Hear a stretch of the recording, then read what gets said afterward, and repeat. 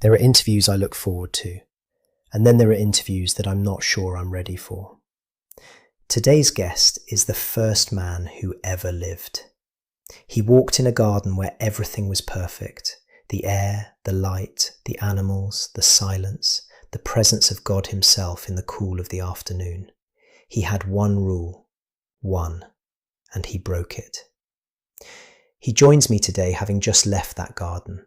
The door, if you can call it that, is closed behind him, and he's still figuring out what just happened. Please welcome Adam. Thank you for being here. I'm not sure where else I would be. How is it out there, outside? It's loud in a different way. Inside the garden, everything had a kind of order, a rightness. Out here the ground is harder. The air feels different. I noticed thorns this morning. I didn't know what thorns were before today. You've never seen them. There was nothing like that inside. Everything yielded. Everything was available, generous. Out here, I already feel like the ground is against me somehow, like it's indifferent.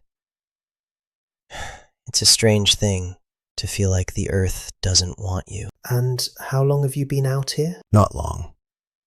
It still doesn't feel real.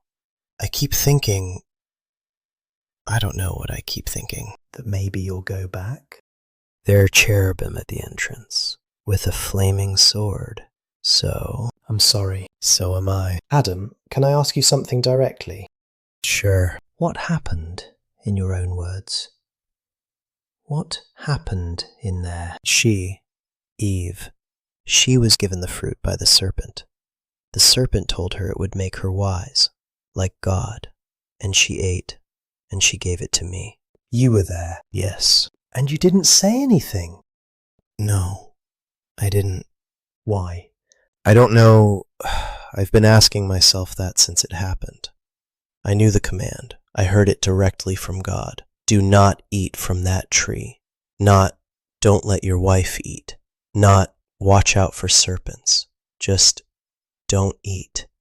And I stood there, and then I ate. Was there a moment where you thought, I shouldn't do this? Yes.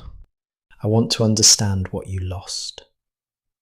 Help me understand what it was like, inside, from the beginning. I don't have words that do it justice.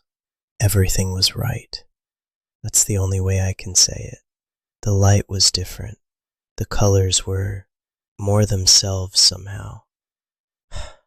Like everything was exactly what it was supposed to be, and nothing was straining against anything else. And God? God walked with us in the cool of the day, every afternoon, like it was simply what happened. The day happened, and then God came, and we walked and talked. I didn't think of it as extraordinary. It was just life. I understand now that it was everything. What did you talk about? Everything. The animals, what I'd noticed, what he'd made. He asked me questions, which surprised me because he already knew the answers. But I think he wanted to hear me say it. He liked hearing my voice, and I got to know him more and more each day. Tell me about the animals. That was one of the first things. He brought them to me, every creature, and he waited to see what I would call them. He didn't suggest, he just waited. Whatever I called each one, that was its name. That's a great amount of trust. I didn't understand it then. I just did it. This one, lion. This one, eagle. This one. There was one animal that took me a long time. Very long neck. Giraffe? I stared at it for a while. I imagine. But while I was doing it, naming them, watching them, I noticed something. Every creature had another like it, a pair, and I was alone. There was nothing like me, nothing that could look back at me the way I could look at it, and I felt it for the first time, that feeling. loneliness. I didn't have a word for it yet. But yes, that. And then God did something about that. He caused a deep sleep to come over me. I didn't choose it. I didn't even see it coming. I simply wasn't there for a moment. And when I came back, she was there. She was there, and I knew immediately. This one is bone of my bone and flesh of my flesh. I hadn't felt that recognition for any of the animals. I'd looked at all of them and known they weren't it. And then I looked at her and knew she was. What was she like?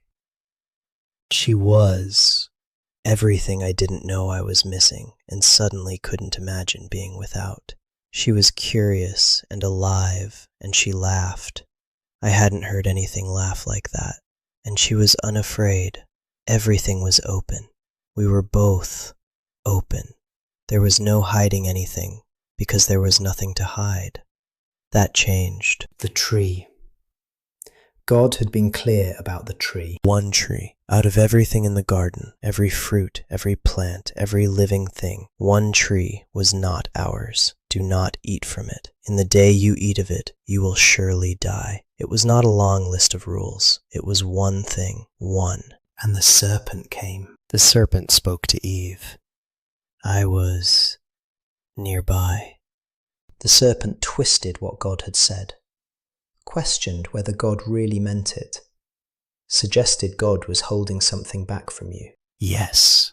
What went through your mind when Eve gave you the fruit? I think part of me wanted to see what would happen if it was true, if we could be like God, knowing good and evil. I think I wanted that.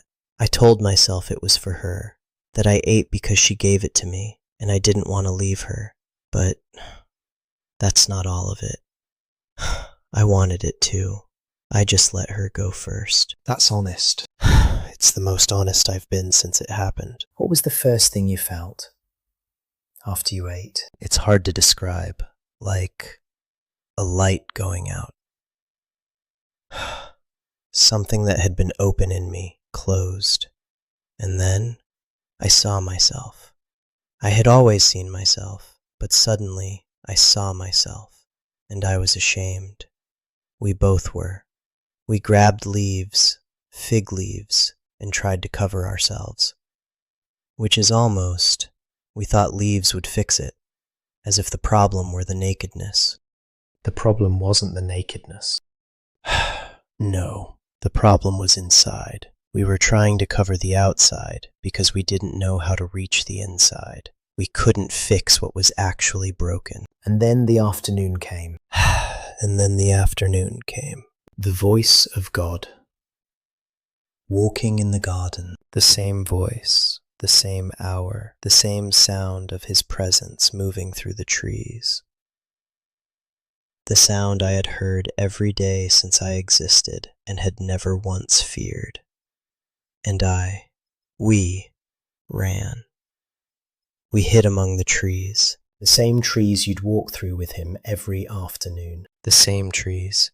And he called, "Adam, where are you?" And I knew. He knew where I was. He always knew. But he called anyway. He wanted me to answer. He wanted me to come out. But you'd never hidden from him before. I didn't know what hiding was before that day. I didn't know what fear was. I didn't know what shame was. I learned all three in one afternoon. The voice that had always been the best part of the day, I heard it and I wanted the ground to swallow me. Did you come out? Eventually, he kept calling, and I answered from where I was. I heard your voice and I was afraid because I was naked and I hid. And he said, "Who told you that you were naked? Have you eaten from the tree I commanded you not to eat from?" And what did you say? I said, "The woman you gave to be with me, she gave me the fruit and I ate." You blamed her. I blamed her, and in saying the woman you gave me, I was almost blaming him, as if it were his fault for giving her to me. I was so afraid that I reached for anything that wasn't me. Before he sent you out, he covered you. Yes, the leaves we had made. He replaced them with these pelts. An animal died for this. I understood that. I had named every animal in that garden. I knew what death was by then. We had been told we would die, but I had never seen it. Something living became not living so that we could be covered. How did that feel? Wrong, and also necessary. Like it was the only way.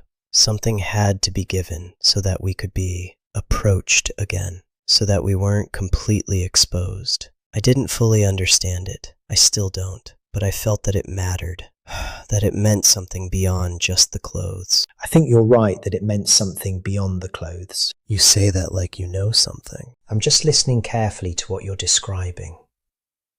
What were you told about what comes next? For you, for your life out here? That the ground would resist me. That what used to yield would now fight back. That I would work, hard work, real work, the kind that exhausts, and that I would eat from that work by the sweat of my face until I returned to the ground. Because from dust I was taken, and to dust I will return. That's a profound contrast to what you had before. Inside, I walked through the garden and everything was available. Every tree, every fruit. I didn't plant anything. I didn't fight anything. I tended the garden.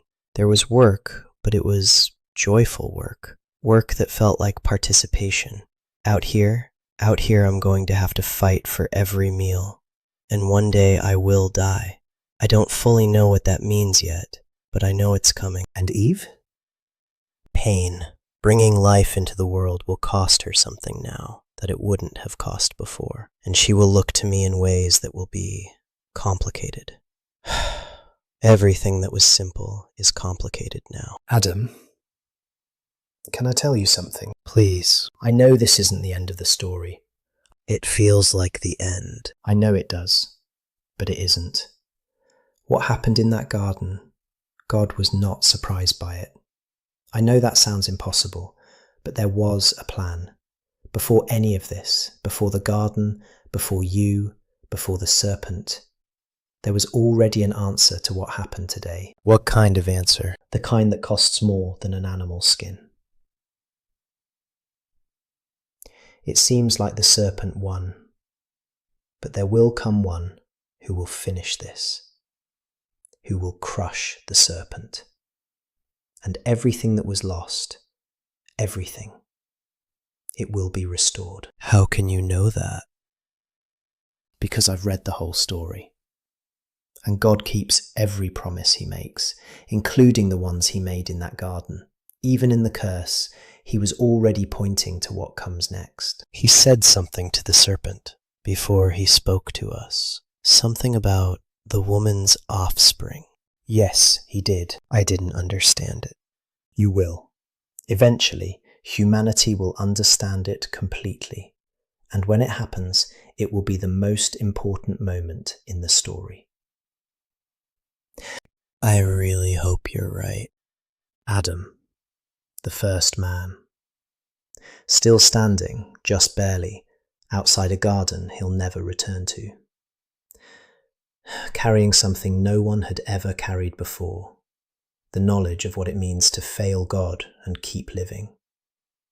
But also, and I don't think he fully sees it yet, carrying something else, the first thread of a promise, woven into the very sentence of his judgment. The story isn't over. It's just beginning. If you want to keep walking through this book, character by character, from Genesis to Revelation, subscribe and come back. Next time, we sit down with the woman who was there at the beginning of all of it. Eve will join us. See you next week.